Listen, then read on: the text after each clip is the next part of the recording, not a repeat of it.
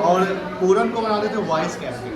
कल साधु ठाकुर को लिए ही नहीं कितना कमाया सर? 49 का 49 आया, उतना ही। 3 4 बार खेले हैं, उतना ही आता है। रैंक 1 लाना मतलब समझ रहे हो।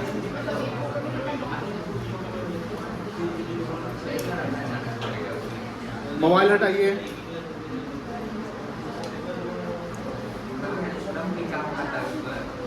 कॉपी निकालिए। हाँ, पार्टनरशिप का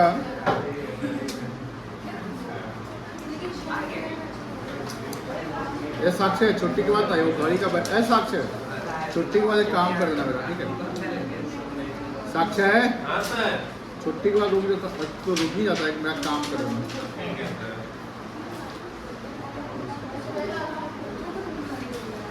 अच्छा, बुक में देखो तो वैल्यूएशन ऑफ गुडविल लिखा हुआ है कि अकाउंटिंग ट्रीटमेंट ऑफ गुडविल लिखा हुआ है।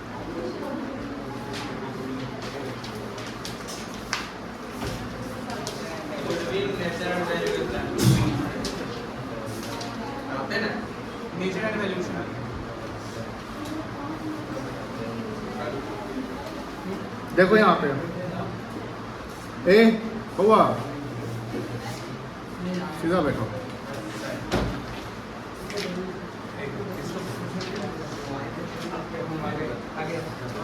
आज का लेक्चर क्या होगा? अच्छा, आज का लेक्चर तो 1 हो गया।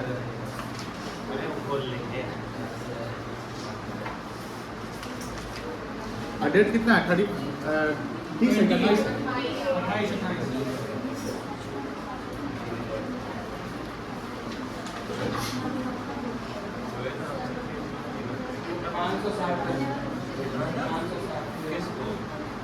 सर चूना लगवा के आए। अब क्या 15% कैसे डिस्काउंट दिया है? ये मुझे बोला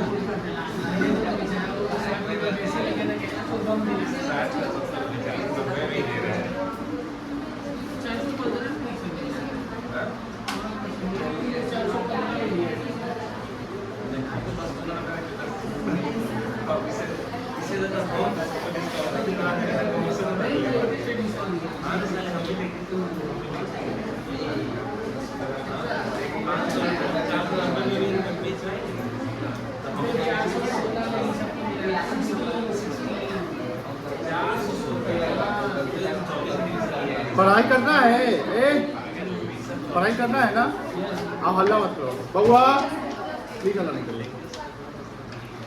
ये चैप्टर है वैल्यूएशन ऑफ गुडविल, लेक्चर 1। यहाँ पे गुडविल का वैल्यूएशन सीखना है। How to find out the goodwill, how to calculate the goodwill, ठीक है ना? अब बिजनेस में गुडविल का क्या मतलब होता है वो जानना है। गुडविल का मतलब होता है, समझ लो कि जो आपका पास्ट ईयर परफॉर्मेंस से आपने जो प्रॉफिट बना रखा है, उस प्रॉफिट का जो हम यूटिलाइजेशन बिजनेस में करते हैं, जिससे बिजनेस का एक अपना रेप्यूटेशन बनता है। क्या बनता है? रेप्यूटेशन बनता है, उसको बोलते हैं गुडविल। जिस बिजनेस का गुडविल जितना ज़्यादा है उसका वैल्यू उतना ही ज़्यादा होगा।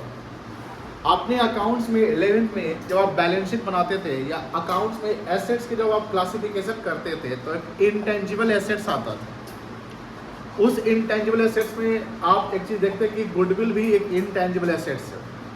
इसका मतलब ये होता है कि गुडविल का मॉनेटरी वैल्यू होता है। गुडविल क्या होता है? मॉनेटरी वैल्यू होता है। अगर वो मॉनेटरी वैल्यू नहीं होगा तो फिर हम उसको अकाउंटिंग उसका क्यों करेंगे, बैलेंस शीट में क्यों दिखाएंगे? दैट्स वाई गुडविल का मॉनेटरी वैल्यू होता है, क्योंकि अगर जिस ऑर्गेनाइजेशन का गुडविल जितना ज़्यादा है उसके वैल्यू उतने ज़्यादा होंगे, कस्टमर का विश्वास उतना ही ज़्यादा होगा उसको। तो गुडविल का वैल्यूएशन होता कैसे वो हमको समझना है। जैसे अगर मान लो कि फर्स्ट ईयर कोई बिजनेस करते हैं, मतलब जस्ट स्टार्ट करता है बिजनेस, पार्टनरशिप हमें मान लो 2 पार्टनर है, वो बिजनेस को स्टार्ट करते हैं, उनका समझ लो गुडविल उस साल 0 होगा। गुडविल 0 क्यों होगा? क्योंकि उसका बिजनेस स्टार्टिंग है, उसने अभी कोई प्रॉफिट नहीं बनाया है।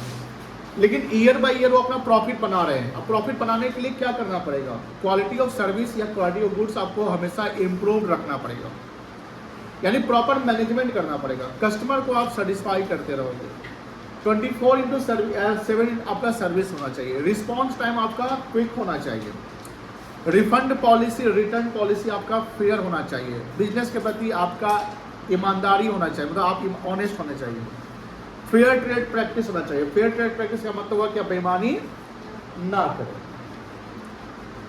कस्टमर के साथ आपका बिहेवियर सही होना चाहिए। अगर ये सब कुछ सही है तो कहीं ना कहीं कस्टमर आपका रिटेन करेगा। रिटेन मतलब कस्टमर आपका बना रहेगा, और जब वो कस्टमर बना रहेगा तो customer time to time regular आते रहेगा। और इंडिया में सबसे बड़ा एडवर्टीजमेंट का जो सोर्स होता है वो माउथ टू माउथ होता है। इंडिया में 80% लोग जो सामान या प्रोडक्ट यानी कोई गुड्स या सर्विस अगर लेते हैं, बाई करते हैं, कंज्यूम करते हैं, वो देखे देखे या सुने सुनाए पे काम करते हैं। मतलब कि बगल वाले ने कोई सामान खरीदा, चलो हम भी खरीदते हैं। आप में से जो बच्चे हैं, मान लो कोई बुक खरीदते हैं, कॉपी खरीदते हैं, आप जरूर पूछते हैं कहाँ से लिया, चलो वहाँ थोड़ा डिस्काउंट ज़्यादा दे, चलो हम भी साथ में चलेंगे, ले लेंगे। तो कहने का मतलब क्या होता है कि सर आप किसी के सुने सुनाए पर अगर जा रहे, कोई आपको फेवर करता है कि हाँ वो उस दुकानदार का पॉलिसी जो है अच्छा है, वो सर्विस अच्छा देता है, वो सामान अच्छा देता है, वो रिटर्न भी कर देगा या एक्सचेंज भी कर देगा, वो नहीं करता है कि एक्सचेंज नहीं हो पाएगा, उसका बिहेवियर भी अच्छा है। क्योंकि एक कस्टमर यही सब चाहता है कि जब हम दुकानदार से तो रिजिड या रूडली बात ना करें, सामान अगर मुझे ख़राब मिल गया तो रिटर्न कर दें, और बेचते समय वो हमको सामान ख़राब ना दे। ये सब आज मॉडर्न बिजनेस इन्वायरमेंट का, मॉडर्न बिजनेस टेक्निक का एक तरीके से समझ लो कि एक मैनेजमेंट है। आप बीएसटी में पढ़ोगे मैनेजमेंट, आप बीएसटी में जो मैनेजमेंट पढ़ोगे तो आप देखो बीएसटी के 2 पार्ट किए गए हैं आपके बुक में।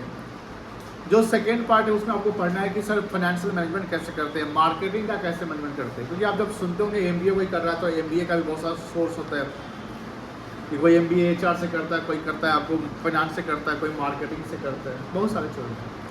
तो मैनेजमेंट का मतलब जानते होंगे कि प्रॉपर मैनेज करना। अब मैनेजमेंट प्रॉपर है तो आपका बिजनेस वैल्यू ग्रो करेगा। अब बिजनेस जब ग्रो करेगा तो ऑब्वियस बात है आपका गुडविल बनेगा, दैट इज द गुडविल। अब बात होती है कि सर गुडविल जो हम बैलेंस शीट में दिखाते हैं वो तो गुडविल हो गया, क्या कोई ऐसा गुडविल हो सकता है जो बैलेंस शीट में नहीं दिखता है? जैसे मान लीजिए XYZ बिजनेस कर रहा है, वो 10 साल से बिजनेस कर रहा है, 10 साल से बिजनेस, और हर 10 साल का जो उसका ट्रेंड है वो ट्रेंड ये कहता है कि वो स्टेबल बिजनेस है और कॉन्टिन्यूटी में प्रॉफिट को बना रहा है, यानी ग्रो कर रहा है बिजनेस। क्या कर रहा है बिजनेस? ईयर बाय ईयर 15% 20% से उसका बिजनेस ग्रो करता है। तो अगर XYZ बिजनेस को ग्रो कर रहा है ईयर बाय ईयर, यानी ईयर 1 से 2, 2 से 3, 3 से 4 ऐसे जाके 10 साल तक जाता है, तो 10 साल तक गुडविल उसका क्या होगा? बढ़ते जाएगा। तो उसने एक गुडविल क्रिएट कर रखा है। अब मान लो उसने गुडविल क्रिएट करके 10 लाख का गुडविल अपना वैल्यू, यानी बिजनेस का वैल्यू जो है उस वैल्यू में गुडविल का वैल्यू सिर्फ है 10 लाख रुपए का। यानी इसका मतलब ये हुआ कि XYZ का जो बिजनेस वैल्यू, यानी जो टेंजिबल वैल्यू है, टेंजिबल मतलब जो एसेट्स वगैरह का जो वैल्यू है, जो नेट एसेट्स है, नेट एसेट का मतलब होता है एसेट्स माइनस लायबिलिटी, जो नेट एसेट होता है। मान लो वो 50 लाख का है और 10 लाख में उसने अपना गुडविल बना रखा है, तो उसकी टोटल वैल्यू कितनी हो गई? 60 लाख। अब उसमें टेंजिबल पोर्शन कितना हो गया? 50 लाख। अब मान लो कि वो बिजनेस को बेचना चाहेगा तो 60 लाख में बेचेगा, तो 60 लाख में अगर बेचता है तो 10 लाख उसको गुडविल का मिलेगा। तो एक ने गुडविल बनाया, दूसरे ने खरीदा उससे गुडविल को। ये तो कैसे ना कि अगर हम बेच रहे हैं तो कोई क्या कर रहा है? खरीद रहा है। तो गुडविल एक ने जो बनाया उसको बोलते हैं सेल्फ जनरेटेड गुडविल। क्या बोलेंगे? तो XYZ अपना गुडविल बनाया मान लो, तो वो कहलाएगा सेल्फ जनरेटेड गुडविल। जिस गुडविल का पैसा XYZ कहीं पे नहीं किया है, वो इंटरनली अपने कर्म से बन रहे हैं। जैसे स्वामी विवेकानंद का नाम सुने होंगे।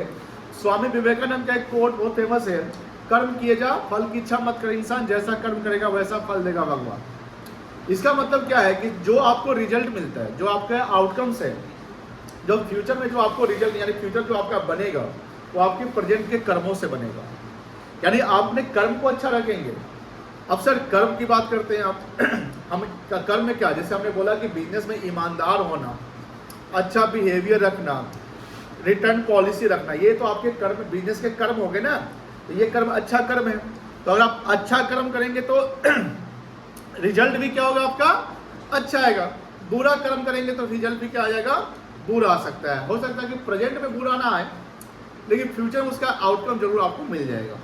तो स्वामी विवेकानंद का कोर्स यहाँ भी अप्लाई होता है कि अगर एक बिजनेसमैन ने अच्छा कर्म किया, अच्छा कर्म तो अच्छा बिजनेस किया, कस्टमर को सेटिस्फाई किया, सब कुछ अच्छा है, तो उसके गुडविल क्या हो गए, बनते चले गए।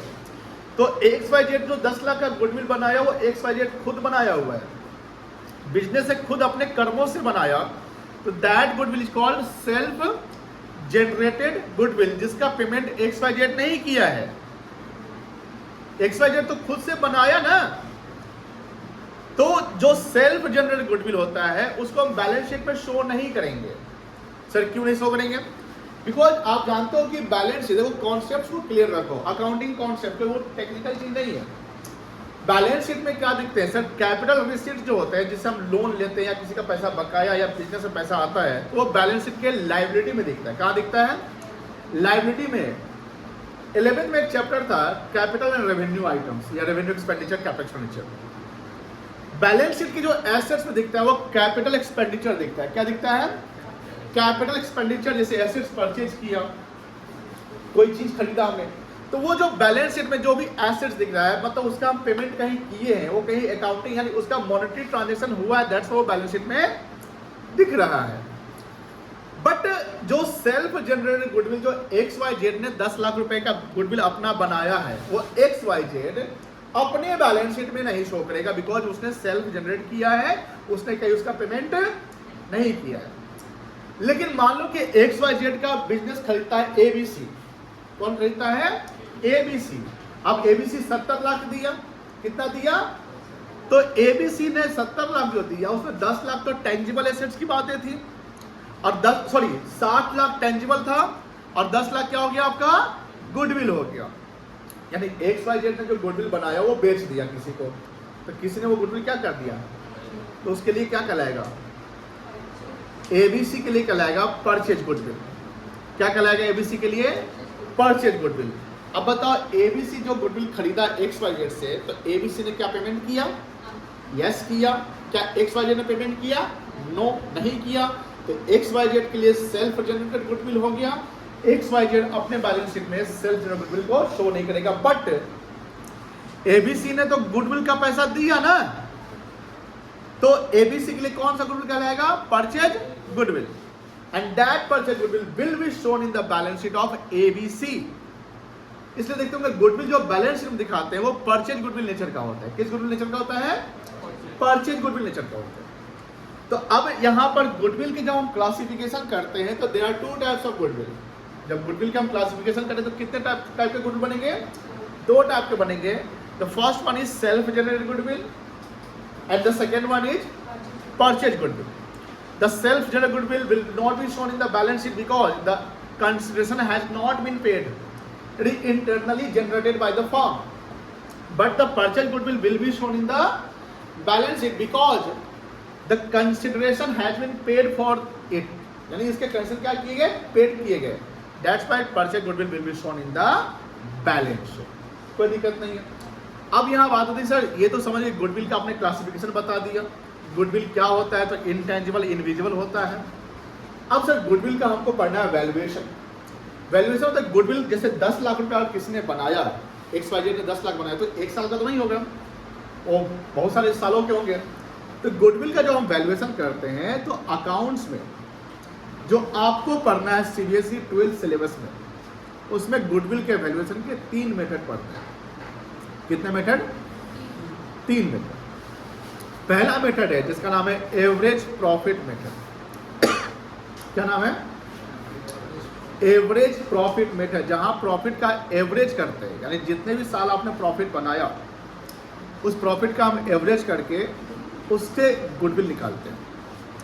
दूसरा जो मेथड होता है उसको बोलते हैं सुपर प्रॉफिट मेथड। क्या बोलते हैं? Super profit method. Super profit का मतलब होता है जो आपका एक्सपेक्टेड प्रॉफिट है उससे ज्यादा प्रॉफिट बना लिया। जो आपका एक्सपेक्टेड प्रॉफिट है उससे आपने ज्यादा प्रॉफिट, जैसे मान लो कि आपने सोचा कि 10 लाख प्रॉफिट कमाएंगे इस साल, हमने 1 करोड़ रुपए लगाया बिजनेस में, 10% हमको प्रॉफिट चाहिए, तो 1 करोड़ का 10% कितना हो गया? 10 लाख। आपने बिजनेस एक्चुअली रन किया आपने बिजनेस को बहुत अच्छे से मैनेज किया और आपका प्रॉफिट हो गया एक्चुअल में 12 लाख। कितना हो गया? तो आपका नॉर्मल प्रॉफिट जो आपने सोचा था वो था आपका 10 लाख और आपका एक्चुअल प्रॉफिट कितना हो गया? तो the profit which are over and above of the expected profit or normal profit, the profit which are over and above of the normal profit or expected profit is called super profit. तो जो 10 लाख हमने सोचा कमाया 12 लाख, तो 2 लाख हमने जो extra कमाया है that 2 lakh is called super profit. वो 2 लाख क्या कहलाएगा? सुपर। तो एक सुपर प्रॉफिट मेथड से चलता है। एंड तीसरा होता है कैपिटलाइजेशन मेथड, जहां प्रॉफिट का कैपिटलाइजेशन करते हैं और उससे हमको गुडविल का वैल्यूएशन करना पड़ता है। सर गुडविल का वैल्यूएशन जरूरी होता है? यस जरूरी होता है। सर क्यों जरूरी होता है? ये जरूरी तब होता है जैसे मान लो कि जब इसके आगे हम पढ़ेंगे एक chapter admission of a new partner क्या पढ़ेंगे? क्यों वैल्यूएशन करते हैं ये भी समझ लो। जैसे मान लो कि ABC 3 पार्टनर बिजनेस को रन कर रहे हैं, 10 साल से बिजनेस चला रहा है वो, और 10 साल से चला रहा है, उसमें 10 लाख प्रॉफिट भी बना रखा है, सॉरी गुडविल बना रखा है। 10 लाख क्या बना रखा है? अब उसको लगता है कि बिजनेस को और एक्सपैंड करने हैं, बिजनेस के नए ब्रांच खोलने हैं, बिजनेस को और स्ट्रेंथ चाहिए। अब ये सब चीज़ के लिए आपको कोई नया पार्टनर चाहिए होगा जिससे आप रिलाई कर सकते हैं। रिलाई आप पार्टनर पे ज़्यादा कर सकते हैं क्योंकि वो मालिक होता है, ईमानदार रहेगा। तो आपने मान लो कि ABC मिलकर एक नए पार्टनर D को एडमिट करता है। एडमिशन के लिए consent of all partner is necessary, ध्यान रखिएगा। तो ABC मिलकर D को जब एडमिट करता है, सपोज करते हैं, तो D जो है बिजनेस में जो आएगा तो वो अपना पूंजी लेकर आएगा, जैसे A लाया, B लाया, C लाया था, है ना? तो D भी क्या लाएगा? पूंजी लाएगा। लेकिन D एक नया पार्टनर था जो एग्जिस्टिंग बिजनेस में आ रहा है, बोलो हाँ है ना? और जो एग्जिस्टिंग बिजनेस में आ रहा है वो बिजनेस का गुडविल बड़ा अच्छा है, वो 10 लाख गुडविल बना रखा है। मतलब कि D के लिए कस्टमर बनाने की कोई प्रॉब्लम नहीं है, मार्केटिंग करने के लिए कोई प्रॉब्लम नहीं, मार्केट आपका बन चुका है। तो ABC कहेगा कि भैया देखो इसका गुडविल 10 लाख रुपया है, पहले हम तीनों लोग शेयर करते थे, अब तीनों लोग शेयर करते थे, उसमें तुम जितना के लिए आओगे उतना गुडविल का पैसा तुमको देना पड़ेगा। मान लो D आता है 1/4 के लिए, कितना के लिए आता है? तो 10 लाख फर्म का गुडविल है। 10 लाख किसका गुडविल है? फर्म का। उस 10 लाख का D जो है फ्यूचर में कितना प्रॉफिट लेगा? 1/4 लेगा। तो आगे जो फर्म की जो प्रॉफिट होगी, आगे जो फर्म की प्रॉफिट होगी उसमें D का शेयर मान लो 1/4 होने वाला है, तो फ्यूचर के जो भी प्रॉफिट है उसमें D को 1/4 मिलेगा ना। तो फर्म ने 10 लाख जो एग्जिस्ट अभी प्रेजेंट में बना रखा है प्रॉफिट का गुडविल, प्रॉफिट का क्या बना रखा है? गुडविल बना रखा है। इस गुडविल पे भी तो उसको 1/4 चाहिए होगा। तो सर ये तो बनाने में किसका रोल था? ABC का था कि ABCD का था? ओनली ABC का था। तो D तो उसको बना बनाया प्रॉफिट मिल रहा है, तो बोलेंगे भैया जो तुमको बना बनाया चीज जो मिलेगा ना उसके तुमको अभी क्या करना पड़ेगा? पे करना पड़ेगा। पे करना पड़ेगा मतलब 1/4 आपको 10 लाख का देना पड़ेगा। एक लेमन में समझिए कि मान लीजिए कि आप में से 2 फ्रेंड कहीं बाहर रहते हैं, एक PG लिए हुए हैं, बड़ा सा हॉल, उसमें आप लोग रहते हैं, 2-3 साल से आप लोग काम करें, सब कुछ मतलब खाना वाने का आइटम सब आप लोग खुद बनाते हैं, खुद सब कुछ करते हैं।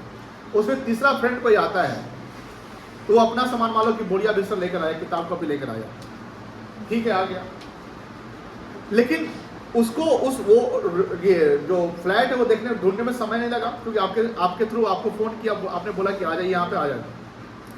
खाना बनाने की जो इंस्ट्रूमेंट चाहिए होते हैं, गैस सिलेंडर, चूल्हा, बर्तन, सब उसको वो खरीदना नहीं पड़ा क्योंकि पहले से खरीद रखे हैं आप लोग।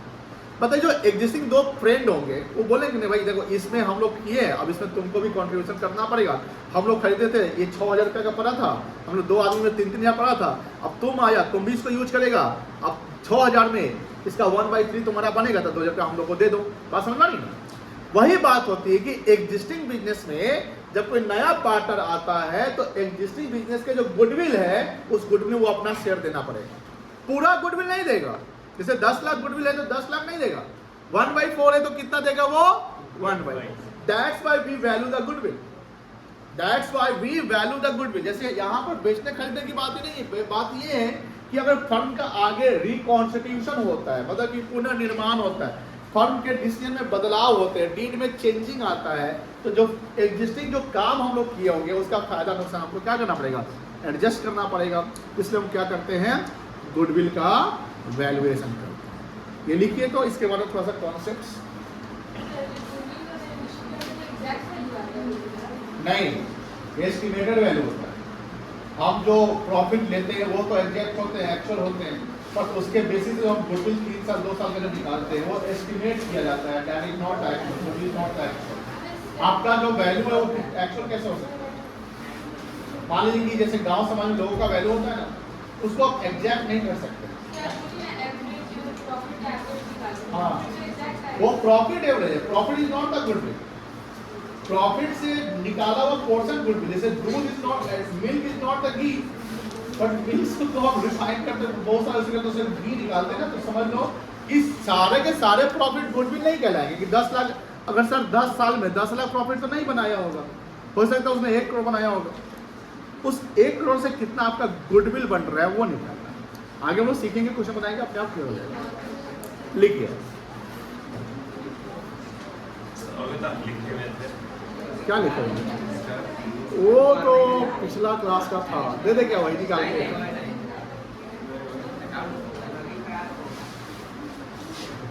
हाँ देख रहे हैं।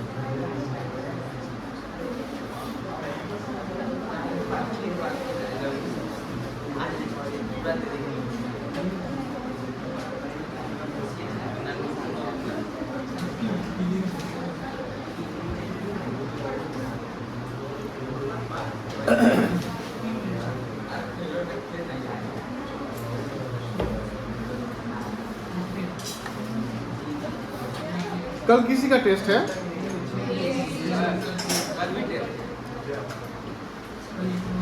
बीएससी चैप्टर 1 की चैप्टर 1 2 है? और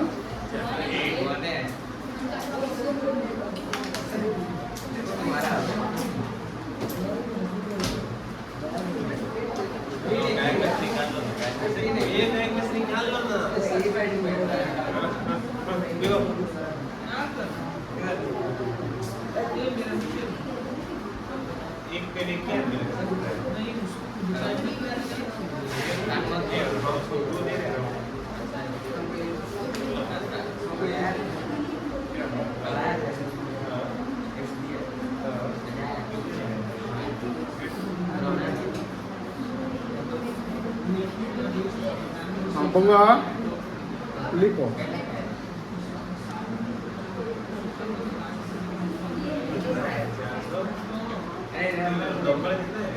गुडविल सर बिहार बोर्ड में 97% गया है। Is an intangible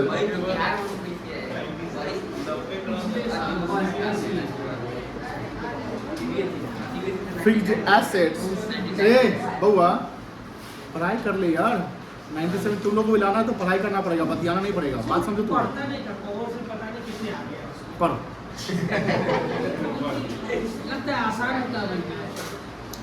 goodwill is an intangible fixed assets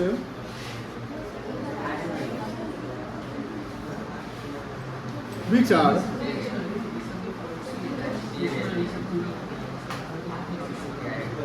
created by firm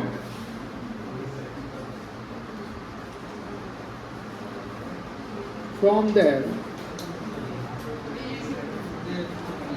past year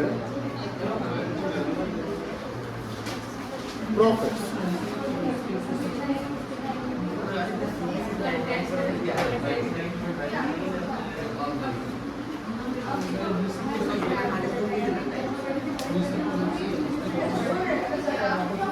Goodwill is just the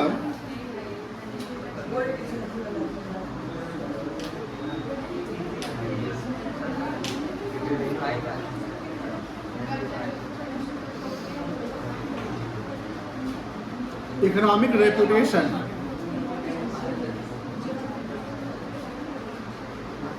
of a firm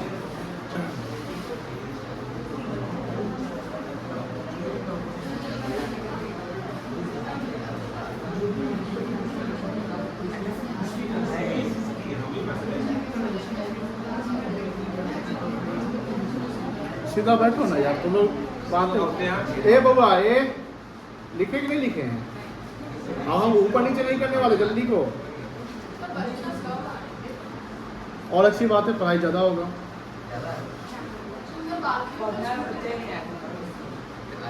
तो क्या करें हम? नहीं पढ़ाएं? देयर टू तुम उसे बात के चक्कर में टू लिखना छोड़ दियो। क्या सर आप बात करते रहते हैं। There two types of goodwill. कितने टाइप के गुडविल होते हैं बता सकते हो क्या क्या? हमको लगा कि आप लोग भी नहीं आइएगा। सोच रहे थे। हाँ हाँ,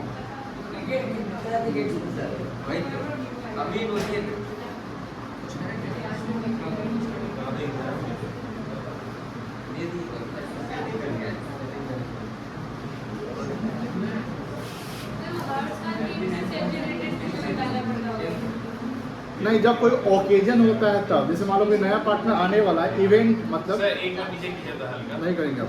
कोई इवेंट जैसे कोई नया पार्टनर आने वाला है तो हम फर्म का गुडविल का वैल्यूएशन करेंगे। हर साल करने की जरूरत नहीं है, सर क्लास का भी छूटा हुआ। छोड़ने दो। सॉरी, तो आप वैल्यूएशन कर सकते हैं, रीवैल्यूएशन से कहते हैं। आगे हम लोग को यही सब पढ़ने हैं, रीवैल्यूएशन सब पढ़ने हैं, आगे और क्लैरिटी आएगी। जैसे क्या होता है ना कि जैसे हम बिल्डिंग पे, सुनिए ध्यान से बेटा, हम एक बार बिल्डिंग खरीदे या लैंड खरीदते हैं, ठीक है ना? तो बिल्डिंग पे हम लोग क्या करते हैं कि डेप्रिसिएशन लगाते हैं फर्नीचर पे। तो वो डेप्रिसिएशन मेरा एक्चुअल नहीं होता है ना, वो तो एस्टिमेटेड होता है। लेकिन मान लो कि 10-15 साल से वो चल रहा है, तो उसके बाद क्या करते हैं, किसी वैल्यूअर से उसका वैल्यूएशन करवा लेते हैं। उसी प्रकार लैंड, जैसे देखो आज हम खरीदे मान लो कि 1 करोड़ का कोई लैंड, तो बैलेंस शीट में 1 करोड़ बिजनेस नाम में दिखा दिए बैलेंस शीट में। अगले साल भी हम उसको 1 करोड़ ही दिखाएंगे, उसमें डेप्रिसिएशन लगना नहीं है। अब वो एप्रिसिएशन लगना है तो उसका हम एप्रिसिएशन एस्टिमेट हम नहीं कर सकते। अब मान लो कि हमको पता चलता है कि इसका वैल्यू 1 करोड़ 10 लाख हो गया, फिर भी हम 1 करोड़ ही दिखाएंगे, बिकॉज 10 लाख जो हो गया है वो मेरा, अगर हम 1 करोड़ 10 लाख दिखा दें तो मेरा 10 लाख से एसेट बढ़ जाएगा ना। तो 10 लाख से अगर एसेट बढ़ जाएगा तो 10 लाख से प्रॉफिट बढ़ गया। तो प्रॉफिट बढ़ गया तो हमको क्या देना पड़ेगा प्रॉफिट पे? Income tax. अब बताइए, जैसे कहानी होता है खाया पिया कुछ नहीं, अब गिलास थोड़ा 12 आने का। अरे भाई 1 लाख करोड़ 10 लाख का लैंड हो गया, तुम बेचोगे तब ना 10 लाख रुपया प्रॉफिट बनेगा। वो जो प्रॉफिट जो आपने एक्चुअल में रियलाइज नहीं किया है, that profit is called notional profit, will not be shown in the balance sheet, will not be shown the notional profit होता है। नोशनल मतलब कि जो एक्चुअल नहीं है। समझ गए क्या बोले हो? सब लिख देंगे, चिंता मत करो। अभी 12th पूरा करना है, अभी तुम 12th में 1 महीना, अभी 1 चैप्टर पढ़े हो। दिसंबर तक बहुत ज्ञानी बना देंगे तुमको, ध्यान। शेयर मार्केट का भी ज्ञानी बना देंगे, ये सब कहानी बता देंगे। तो चिंता मत करिए। 12th 11th से ज़्यादा मज़ेदार है, लेकिन 12th में मेहनत ज़्यादा है। मज़ेदार क्या है कि मैनेजमेंट पे और मज़ा आएगा पढ़ने में। खिड़की खोली नहीं, रूम गर्म होता जा रहा है। सर रूम गर्म हो रहा है, गर्मी हो रहा है। इंसान ही गर्म है। हाँ, और यहाँ कुछ प्रैक्टिकल बताएंगे। प्रैक्टिकल इन द सेंस कि कैसे इकोनॉमी को हम अपग्रेड कर सकते हैं, कैसे वो डाउनफॉल होता है, वो सारा चीज लिखिए।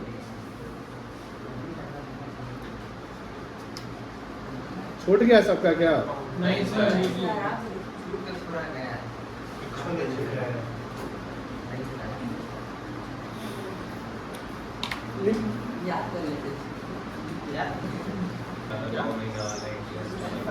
उसे तो और आसान हो जाता, लेवल डाउन हो जाता।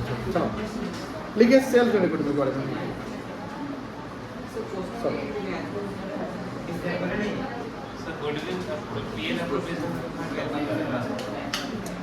इसका कोई ज़्यादा लेंथी भी सवाल नहीं था, 2 घंटा बनने वाला था। मतलब कि उल्टा चलते हम लोग, उल्टा चलना था। Self generated goodwill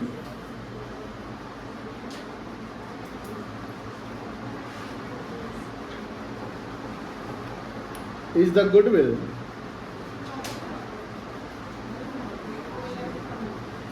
which are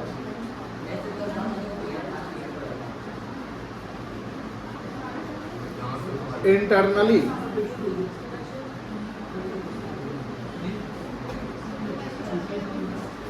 generated by firm.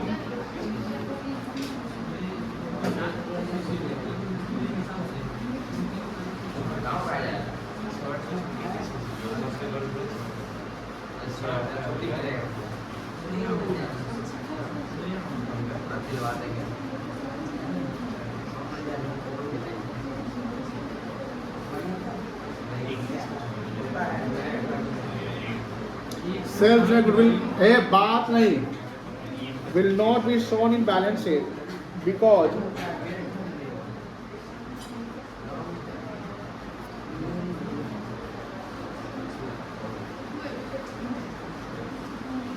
the consideration has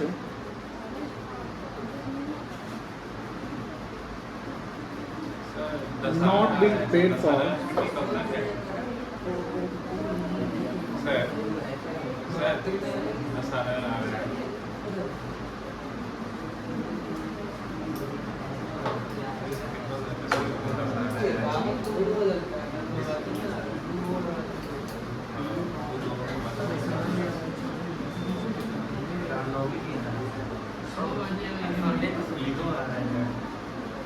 चार फेस्टिवल है अभी। अरे एग्जाम वाला में टेंशन है तेरा। फरवरी के बाद सोचा है।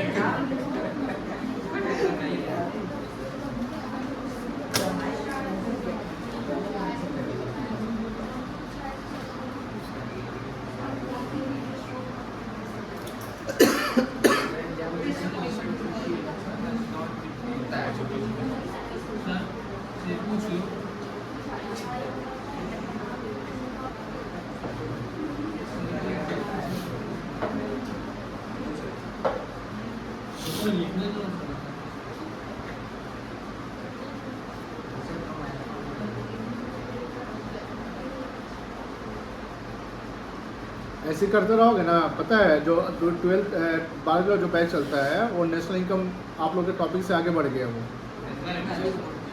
आगे बढ़ गया। हाँ, टॉपिक आगे बढ़ा दिया उसको। हम लोग नहीं तो उस जो चलता भी उसमें भी बच्चे क्या करते हैं कि आज आने दीजिए, वो कर दीजिए। सर जहाँ तक हमको पता है डेली पढ़ा रहे हैं उसमें इकोनॉमिक्स। वहाँ पूरा ध्यान से बच्चा लोग पढ़ता है, यहाँ तो शांति कराने में हमको 10 मिनट लगा जाता है। सर कितना बच्चे हैं? सर उसमें ज़्यादा नहीं है, 7-8 को है। हाँ? सर आप तो रोज इकोनॉमिक्स पढ़ाते हैं। इसीलिए तो शांति है। नहीं तो उसके बाद जो इंडियन इकोनॉमी माइक्रो आएगा तो 3-3 दिन हो जाएगा। तब होगा, अभी तक पढ़ा है तब तो निकलेगा कैसे नहीं सर हमको से आगे। चलिए, परचेज गुडविल को हम बैलेंस शीट में दिखाते हैं, ठीक है ना। बिकॉज द कंसिडरेशन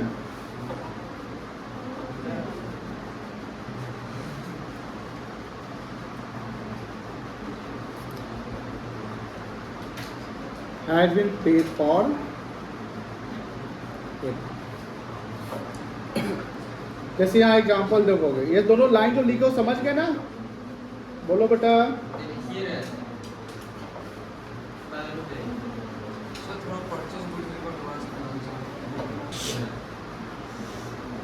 देखिए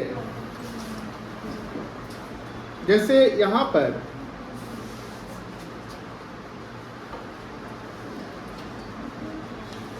ABC इंटरप्राइजेज है, ABC इंटरप्राइजेज है।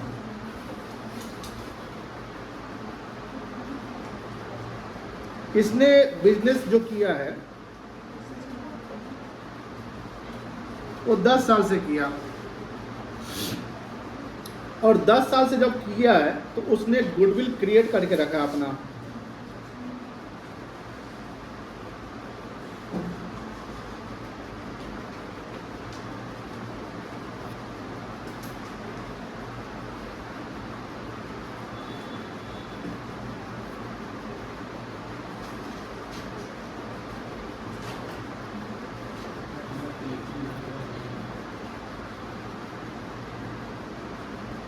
कितना रुपया, कितना गुडविल क्रिएट करके रखा है? 10 लाख, वो अपना क्रिएट करके रखा है, ठीक है ना। अब यहाँ बात होती है कि एबीसी इंटरप्राइजेज का अपना जो टोटल एसेट्स है एक्सक्लूडिंग गुडविल, जो गुडविल वो क्रिएट करा है क्योंकि वो सेल्फ जनरेटेड गुडविल है। क्या गुडविल बेटा? और सेल्फ जनरेटेड गुडविल को बैलेंस शीट में हम शो, ये इसका अपना गुडविल है, सॉरी एसेट है 60 लाख का। ध्यान से देखिएगा, समझिए कॉन्सेप्ट को। हम थोड़ा सा एक्स्ट्रा बता रहे हैं क्योंकि आपको समझने में आसानी रहेगी, बट ऐसे सवाल आपको मिलेंगे नहीं किताब में। बट गुडविल कैसे बनता है, सेल्फ जनरेट कैसे होता है, परचेज कैसे होता है, वो आप क्लियर हो जाएंगे, प्रॉपर क्लियर हो जाएंगे कि हाँ ये ऐसे परचेज होता है, ऐसे सेल्फ होता है। और इसके पास अपना एक टोटल, जैसे अगर किसी का एसेट्स है तो उसके लायबिलिटी भी तो होंगे। बोलो हाँ या ना? एसेट्स अपने हैं, लायबिलिटी एक्सटर्नल जो उसको हम पेमेंट करेंगे। मान लो कि इसका लायबिलिटी है 10 लाख का, 10 लाख कम लग रहा है, 20 लाख का रुपया, ठीक है। अब बताइए इसका अगर ये अपना बिजनेस को बंद कर दे, अगर सब कुछ बंद कर दे, तो इसी को ना नेट ऑफ करके अपने घर ले जाएगा। कितना ले जाएगा? 40 लाख। ध्यान सुनिएगा, अभी लिखिए मत, अभी देखिए ध्यान से। इस 40 लाख को हम किस नाम से जानेंगे? इस 40 लाख को जानेंगे नेट एसेट्स के नाम से। अब देखो ये सब टर्मिनोलॉजी याद रखिएगा, आगे आपको सब काम में आने वाला है, सारे वर्ड आपको मिलने वाले हैं। लेकिन सिर्फ नेट एसेट्स इसको नहीं कहेंगे, इसको और भी नाम है, इसको नेटवर्थ भी कहेंगे। तो नेटवर्थ में मतलब क्या हुआ? Total asset minus external liabilities, total assets minus external liabilities. इसका और भी नाम से जानते हैं, बताया था क्या आपको भी? Capital employed. कैपिटल एम्प्लॉयड का मतलब होता है जो पूंजी आपने काम पे लगाया, पैसे को काम पे लगाओ, पैसा कमाओ, यही ना मतलब होता है। Don't work for money, put your money for work. लिख लो code, don't work for money, put your money into the work. पैसे को काम पे लगाइए, है ना। पैसे के लिए मेहनत मत करो, तो जल्दी और मेहनतें करते रह जाएंगे, बट शुरू में मेहनत करना पड़ेगा, तब ना पैसा आएगा, तब ना पैसा लगाएंगे, है ना। चलिए, तो ये जो 40 लाख रुपया है, इसको नेट एसेट्स भी कहेंगे, नेटवर्थ भी कहेंगे, और कैपिटल एम्प्लॉयड। तो इस तीनों को निकालने का फॉर्मूला क्या होगा? Total assets minus total liability. अब सर ये जो टोटल लायबिलिटी जो है, ये लायबिलिटी कहलाएगा एक्सटर्नल लायबिलिटी। बोलो क्या कहलाएगा? External liability. अब सपोज करो यहां पर XYZ wants to purchase ABC enterprises. अब ABC बोलता है कि भैया आप अपना बिजनेस को सेल करना चाहते हैं। ऐसा हो सकता है? नहीं हो सकता है। आप नहीं किसी बिजनेस को खरीद सकते हैं, कोई अपना बिजनेस बेच सकता है? नहीं बेच सकता है, बेच सकता है। आज आप न्यूज में भी देखते होंगे कि इसने उसको खरीदा, उसने इसको खरीदा। अब XYZ वांट टू परचेज, तो XYZ कहेगा कि चलो ठीक है, वो अपने फाइनेंशियल एक्सपर्ट से मिलेगा, बोलेगा भैया हमको ABC को खरीदना है। ABC अपना डेटा ये बता रहा है कि उसका बिजनेस वैल्यू 40 लाख रुपए का है, क्योंकि ABC को हम खरीदेंगे तो उसके एसेट्स भी आएंगे, उसके हमको लायबिलिटी भी तो आएंगे। तो 60 लाख का हमको एसेट्स आएगा, बोलो हाँ। 20 लाख का हमको लायबिलिटी आएगा, बोलो हाँ। तो 20 लाख तो हमको पेमेंट फिर करना पड़ेगा ना XYZ को। तो ये जो अगर ये इसको XYZ को आता है, तो XYZ जब अपना बैलेंस शीट बनाएगा तो 60 लाख एसेट साइड दिखाएगा, 20 लाख की साइड दिखाएगा, लायबिलिटी साइड दिखाएगा। कोई दिक्कत नहीं है। अब बात होती है कि सर हम उसको पेमेंट कितना कर रहे हैं, पेमेंट भी तो करेंगे। अब मान लो कि ABC से जब मेरे नेगोशिएशन चल रही थी, क्या चल रही थी? नेगोशिएशन मतलब क्या होता है? देखिए, एक वर्ड होता है नेगोशिएशन, एक होता है बार्गेनिंग, होता है ना। आप सब्जी वाले से, रिक्शा वाले से, चिकन वाले से, मछली वाले से बार्गेनिंग करते हैं, वहां नेगोशिएशन नहीं करते हैं कि भैया हमको मछली पर नेगोशिएशन करना है। नेगोशिएशन बिजनेस टर्म में यूज होता है। मतलब जैसे जहाँ चिल्लर टाइप, मतलब क्या बोले हम, जहाँ छोटे मोटे चीजें के आप 10 रुपए के चलते आप मतलब बातें कर रहे हैं ना कि 10 रुपया कम, 12 का सामान है 10 में दोगे, ऐसे ही होता है ना समझा। वो आप बार्गेनिंग करते हैं। क्या करते हैं बेटा? बार्गेनिंग। और जहाँ कहीं दो कुर्सी पर बैठ के वहाँ पर 10 लाख 20 लाख 50 लाख की बातें कर रही है, तो आप बार्गेनिंग नहीं करेंगे, वहाँ क्या करेंगे, नेगोशिएशन। बस दोनों के टर्म वही है, ध्यान रखिएगा। मछली वाले से क्या करिएगा, आप बिजनेस में क्या करेंगे, ये वर्ड याद रखिएगा सर, इसका यूज होगा, हाँ यूज होगा। जब आप कहीं ऑफिसर ग्रेड में कहीं भी जाओगे, कोई लेटर टाइप करोगे, तो आप बार्गेनिंग वर्ड मत ही लिख देना, तो निपू से बता दे वो बार्गेनिंग लिख देगा, करवा जाएगा। और क्या लिखेंगे, नेगोशिएशन। सर इसका इम्पैक्ट, हाँ इम्पैक्ट पड़ते हैं, आपके वर्ड के इम्पैक्ट पड़ते हैं, पता होगा आपको। शब्द का सही यूज करना, उसको यानी शब्दों से भी क्या है, किसी को आप कन्विंस कर सकते हैं। आप मान लीजिए लेटर में लिख दीजिए बार्गेनिंग, 4 बार बार्गेनिंग, और बिजनेस प्रपोजल कहीं जाता हो तो गुस्सा आ जाएगा, इस घटिया आदमी लिखा होगा, कोई कम पढ़ा लिखा, बना इसको है कि नहीं है। तो ये वर्ड देखो, वर्ड बहुत इंपॉर्टेंट होते हैं, इसलिए शब्द पे ध्यान रखिएगा। और ये सब चीज सीखोगे कब, जब पढ़ोगे प्रॉपर, है ना। तो यहाँ पर ABC जो XYZ ABC से क्या करने गया, बार्गेनिंग की नेगोशिएशन करने गया। ये किताब में अभी नहीं मिलेगा, नेगोशिएशन बार्गेनिंग बात कर रहे हैं, लेकिन समझ लीजिए। तो नेगोशिएशन करना, बातें चल रही, डीलिंग हो रहा, हो सकता है कि 2 दिन 4 दिन 10 दिन लग जाए, होता है ना। कभी बिजनेस खरीदना है तो ऐसा तो नहीं कि कपड़ा का दुकान है, कपड़ा जाए खरीद के ले जाए, नहीं, ऐसा नहीं हो सकता है। नेगोशिएशन बातें होती है, डिस्कशन होता है। जैसे कोई लैंड, कोई प्रॉपर्टी खरीदने है तो उसको एक दिन का तो खेल नहीं है, डिस्कशन होता है, आप एनालिसिस करते हैं, फिर उसके आसपास के एरिया को चेक करते हैं क्या है, प्रॉपर फेवरेबल है कि नहीं है, तभी तो। और आप ABC को खरीद रहे हैं तो वो भी देखना पड़ेगा कि फिर आगे हम बिजनेस को चला पाएंगे कि नहीं। XYZ राजी हो जाता है, यानी एग्री हो जाता है कि चलो ठीक है, 40 लाख तुम्हारा एसेट हमको, नेट एसेट हमको मिल रहा है, तुमने अच्छा बिजनेस कर रखा है। क्योंकि हम अब XYZ बोलेगा कि देखो तुम्हारा ABC एंटरप्राइज नाम यही रहेगा, तुम्हारे स्टाफ वही रहेंगे, जगह वही रहेगा, सब कुछ वही रहेगा, हम तुमको पैसा देंगे, लेकिन मालिक हम रहेंगे, मालिक चेंज कर देंगे। अब XYZ अगर मालिक बनने जा रहा है तो कस्टमर जो ABC का पहले से बना हुआ होगा वो तो ABC के नाम से आएगा। अब मान लो ABC का XYZ होता है कि ABC को हम WFY कर देते हैं, तो कस्टमर जो ABC वाला होगा, लगता है दूसरा का ऑर्गेनाइजेशन आ गया है, छोड़ो अब उस दूसरे जगह जाते, हो सकता है ना उसके मन में आएगा। जैसे आप कभी मिठाई की बात करते हैं, जब वो मिठाई किसका लेना था, किसका लेते हैं आप, महाराज बोलते हैं, लेकिन महाराज को अपना नाम चेंज कर दे, महारानी लिख दे मान लो, हाँ कैसे जाएगा, पूछ लेगा। आपको पता है कि महाराज ने महारानी किया, ठीक है, लेकिन कोई कलकत्ता से आया, उसको वहां बोला गया कि महाराज के मिठाई खाना, वो ढूंढ रहा है महाराज कहाँ है, तो महारानी है ना, नहीं लेंगे, महाराजे में लेंगे। अब कोई डुप्लीकेट महाराज चला रहा है, मान लो महाराजा वो चला रहा है, सपोज करिए, चला ये महाराजा है कि नहीं, मेरी बात समझ आ रही है। अगर आपको पता है कि महाराज ने महारानी किया तो आप तो वही खाओगे, लेकिन जिसको पता ही नहीं कि महाराज ने महारानी किया, वो तो कहेगा नहीं महाराजा लगे।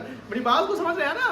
तो ये चीजें, नाम भी फर्क पड़ता है, नाम भी इम्पैक्ट होता है। जैसे भारत जब दूसरा आदमी खोल लिया तो उसका आज भी नहीं चलता है, नहीं चलता है, उतना नहीं चलता है, पहले वाला सेल कहाँ है। जगह पे भी देखो, गुडविल में ना प्लेस भी इम्पोर्टेंट होता है।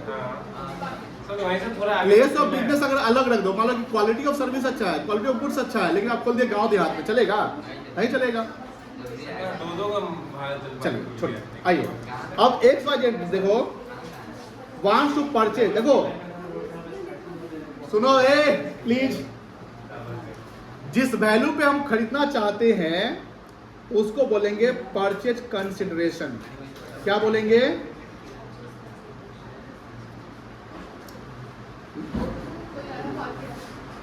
कोई आया भाग गया, व्यूज होगा।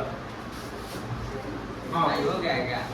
देखो, तो इस सुनो ना पहले कंसिडरेशन का मतलब क्या होता है समझते हैं? कंसिडरेशन का मतलब क्या होता है?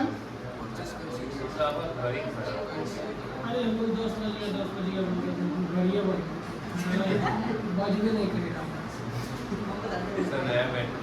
कंसिडरेशन सुन लो ना भाई, ज्ञान की बातें हो रही है तो तुम घड़ी पे फोकस कर रहे हो।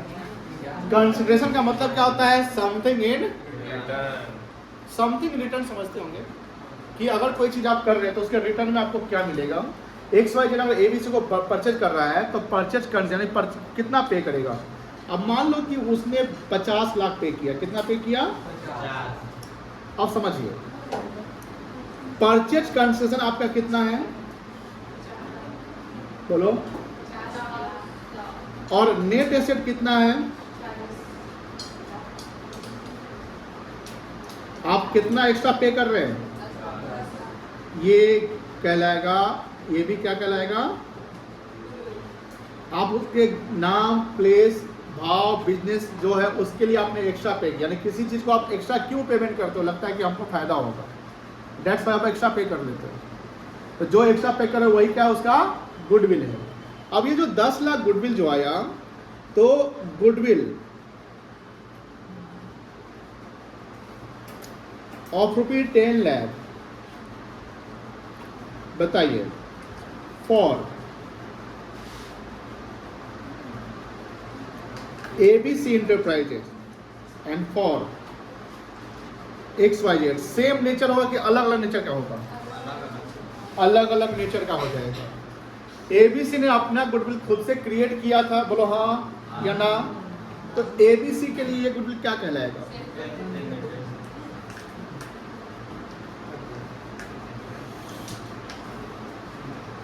लेकिन ABC को किसने खरीद लिया? तो उसने पैसा गुडविल का दिया ना, तो उसके लिए क्या कहलाएगा? बोलो ठीक है। अब बताइए कौन बैलेंस शीट में दिखाएगा? XYZ दिखाएगा कि ABC दिखाएगा? Yes, ABC will not show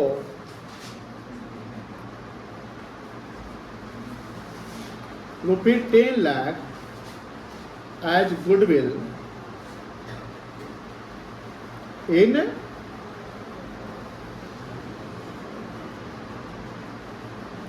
balance sheet because it is the nature of what?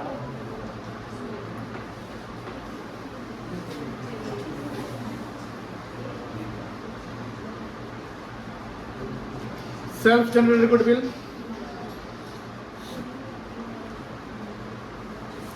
XYZ will show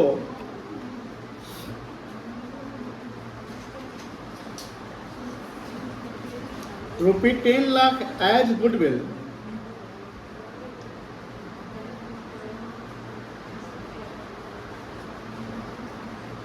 in balance sheet because it is the